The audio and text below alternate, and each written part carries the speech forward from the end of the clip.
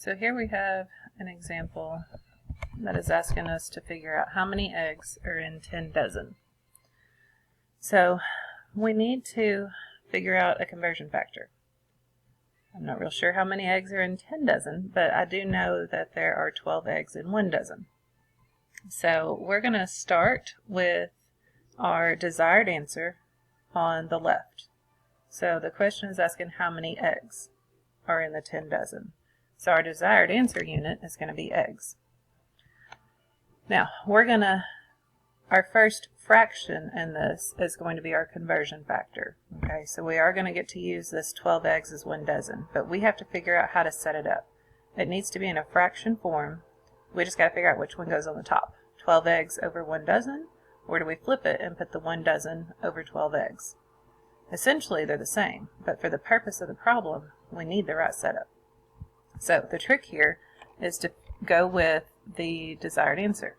Whatever your desired answer is needs to go on the top of the fraction, always. So we're looking for eggs, so let's put 12 eggs over the 1 dozen. Now, we've got our desired answer unit, we've got our conversion factor, so the next piece is what we were given, the given quantity that we are trying to get from. So we're trying to figure out how many eggs are in 10 dozen.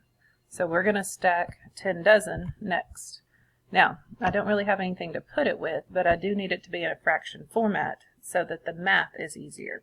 Whenever you're multiplying fractions, we can do top times top, and then bottom times bottom, and then divide. But I need something in the bottom there, so I'm just going to put it over a 1. Later, as we get through other problems in the semester, we'll start putting other things on the bottom. We will start stacking in real fractions. But for now, just as we're baby stepping our way through this, we've got our 10 dozen, and we didn't have anything to pair it with, so just put it over a 1. So another thing I need you to look for here is the units. We said your desired answer needs to be on the top of the first part of the fraction. That's going to stick dozen in the bottom. Whenever you get ready to do the given, you'll notice that that's got dozen at the top. So those units get to convert, they get to cancel.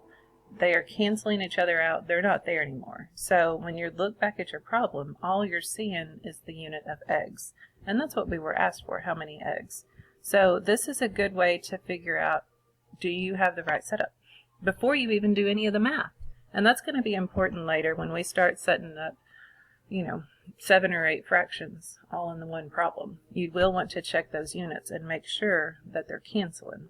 And it's just leaving you with the desired answer. Okay, so we're ready to do the math here. We can multiply top times top, and we're going to get 120 eggs. Now, theoretically, we should multiply bottom times bottom. Well, 1 times 1 is 1. And then we should divide. 120 divided by 1 is still 120. So it's a little insignificant to do that part here for this specific problem. But later on, we might find one that does have something other than 1 in the bottom. So how many eggs are in 10 dozen? 120 eggs.